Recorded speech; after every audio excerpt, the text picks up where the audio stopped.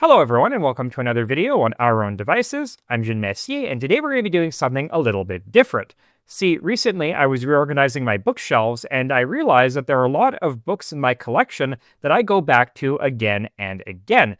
Typically for inspiration for videos over on Today I Found Out, but sometimes as reference for videos on this channel. And I thought it would be fun to pull out some of my very favorites and share them with you in a video. So without further ado, let's dive right in. Now, starting off on the more general end of things, I have 3 books by Charles Pinati: Extraordinary Origins of Everyday Things, Extraordinary Endings of Practically Everything and Everybody, and Pinati's Parade of Facts, Follies, and Manias. And the best way I can describe these is the ultimate bathroom books, because you can flip to any random page and come across some truly fascinating history, anecdotes, fun facts, all well-researched, curated, and presented. Extraordinary Origins of Everyday Things goes into the origins of common household products and foods and cultural customs and things like that. Extraordinary Endings covers the deaths of historical figures, historical methods of execution, and the extinction of various animals, while Fads, Follies, and Manias covers popular TV shows, dance crazes, games, things of that nature. So lots of really, really fun information. Highly recommend you pick yourself up a copy. I tend to see them now and again in thrift stores and used bookstores. Anyway, moving on. Now, moving on into physics, I have Big Bang by Simon Singh, who's an excellent popular science writer. And this book is basically the embodiment of a problem I often run into when trying to discuss technical or scientific topics with people at parties and things like that, where I realize that in order to discuss that topic, I need to go back to fundamentals because most people don't remember their high school physics or chemistry. And so I go back to the first principles and build my way up. And by the time I get to the topic at hand, they've either fallen asleep or wandered away. And this book is kind of like that, because you expect it to be just a history of the development of the Big Bang Theory. But in order to understand the questions and the problems that the Big Bang Theory is trying to solve and answer, you need to understand the entire history of cosmology and physics. And that's what this book does. It is a condensed guide to cosmology and astronomy and a lot of physics from the ancients to the present day. And it's written in a really great narrative fashion. It really gives you a lot of insight into the questions of each period and all the personalities involved. And no, it's just great. Like, this is one of my desert island books. Like, if you want a guide to the history of science, definitely pick this one up. And while these other books that I have here are not exactly go-to references, I would still recommend them. I have The Fabric of the Cosmos by Brian Greene, and this is more of an in-depth guide to some of the more difficult topics in physics and cosmology. It goes into relativity, entanglement, M-theory, and string theory, and things like that. And really well written, really well explained. He actually uses a lot of Simpsons references, weirdly enough. But while Big Bang is in a nice narrative and you can really read through it quite easily, this is a book you have to read in very small chunks because some of the concepts that he presents are really mind-bending and you kind of have to put it down and think about it for a while before moving on. But really, really great. As you can see, this is well thumbed. I've read through this many, many times. There is a companion series on Nova. Not as good. It doesn't go into nearly as much depth. It's really dumbed down, so don't even bother with it. Buy this book. And finally, I have Eclipse by J.P. McAvoy, and I include this one not only because it's a great guide to orbital mechanics and the history and physics of eclipses, but also because it has one of the cleverest elements of book design I have ever seen. So if we open up the inside cover, you can see a scale drawing of the sun. And if we flip all the way to page 175, we see the Earth and the Moon to scale. And the idea is if you lay all of these pages end to end, you will get a model of the solar system exactly to scale. And this is to show the relative distance between the sun and the Earth and the Moon that makes eclipses possible. And I think that's just really, really nifty. You don't see clever book design like that much anymore, especially not in the nonfiction market. Anyway, moving on. Now, staying in physics but shifting more into the historical realm, I have Before the Fallout by Diana Preston. And as the subtitle says, this is a history of the study of radioactivity and nuclear physics from Marie Curie to the bombing of Hiroshima. And there's a lot of books on these subjects, and I've read most of them, but this is one of my favorites because it's very well balanced. It really gives you perspective on the state of the art of science during different eras, all the different personalities involved, and the scientific context and all the different problems being solved. It's really a great read.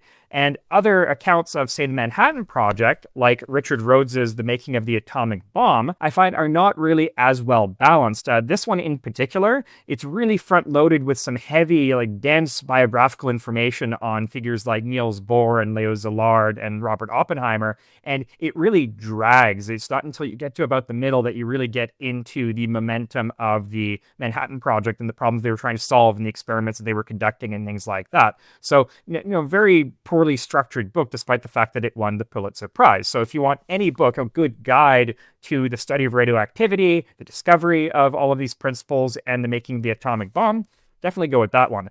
Moving on into another one of my obsessions, the Second World War, I have The Secret War by Brian Johnson. No, not the singer from AC/DC. This was the companion book to a BBC series that was put out in the 70s, which, if you can find episodes online, is excellent. And as the name implies, this covers a lot of the secret weapons developments during the Second World War. So, for example, the V weapons, the Battle of the Beams with navigational radio equipment, development of radar, magnetic mines, and a lot of the other weirder projects. And this is just dense and chock full of information. I've pulled a lot from this for a lot of my videos over on Today I Found Out. So if you're into that sort of thing, this is a must-have, and the documentary is also a must-see. Staying in the Second World War, I have World War II Air War, and this is more of a coffee table book. It's fairly short, but very well-researched chapters on different aspects of World War II combat aviation, but those chapters are great. It's a great guide to all the things that were going on in aerial combat in World War II, and I've pulled a lot of different stories from this. For example, the forgotten bombing of Nagasaki, not forgotten in terms of that it happened, but the fact that the mission was kind of a disaster. The forgotten Japanese surrender flight at the end of the war, the Dam Busters raid, and the V-1 flying bomb. And yeah, so this is just a really good guide. You can flip through to any chapter you want. If you're a military aviation buff, definitely one to pick up. I absolutely love this book. Staying in the realm of aviation, some of you noted in the comments of my Gyro Gun Sights video that during my ad read for Flexispot, you could see these binders on my shelf. And this is, of course, the Aircraft of the World collection. And this is very dear to me because when I was very young, my grandfather got a subscription to this for me. So every month or so, I would get a little shrink wrap packet of these folios, and I had to organize them into the provided binders. And these are great. There's just tons of different categories of different types of aircraft, and each of the folios has a bunch of neat photos, drawings showing all the different features of a particular aircraft, fun facts, performance statistics, everything you'd ever want to know about any particular aircraft. And they've got some pretty obscure ones here. Like, this is a definitive guide. Unfortunately, I do not have the complete collection. The subscription ended after my grandfather died back in 1999, but I have quite a few of them, and they have proven very useful in a lot of different projects. So if you're an aviation buff, definitely try to collect these. They're really, really cool. But when it comes to aviation reference books, nothing holds a candle to the Time Life Epic of Flight series, which was published in the early 80s. And these are basically my favorite books ever. I will never part with these. I spent years going through used bookstores and aviation museum gift shops and all sorts of different places trying to track down every last copy in the series. I'm very glad I did, because these, you can't beat these. These have such detailed and well-told stories, such fantastic information, things that you won't find anywhere else, great illustrations, photos, and they're just beautiful books. Like, the leather binding on these is amazing. They're very well printed. They're works of art.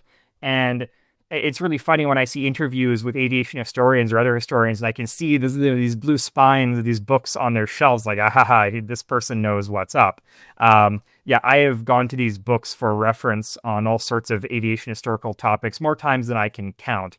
Yeah, if I had to lose my entire library, I would still keep these, and I would have material just for enjoyment or for work for ages. So yeah, if you're an aviation history buff, this is like a Christian who doesn't own a Bible if you don't own these. Absolutely brilliant books.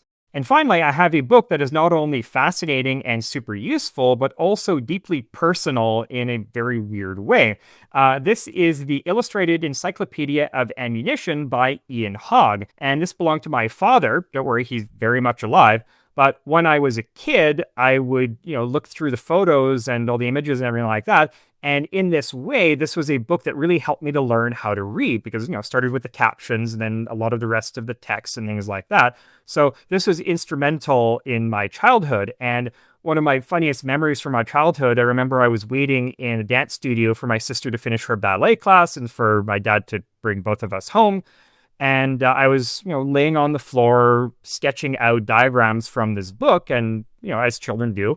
And people would always come up and say, "Oh, what are you sketching?" And they see it's like the cross section of a shrapnel shell, and they just slowly inch away. So if you're wondering why I am the way I am, this book is a big reason. And on top of all of that, it's just a fantastic book. I use this for reference all the time.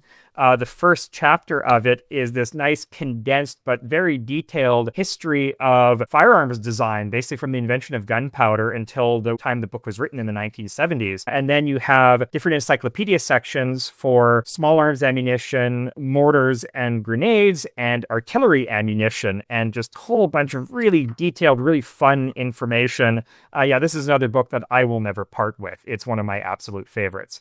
And those, dear viewers, are some of my very favorite narrative nonfiction and reference books from my personal collection. And if you can get your hands on copies, I would highly recommend every single one of them.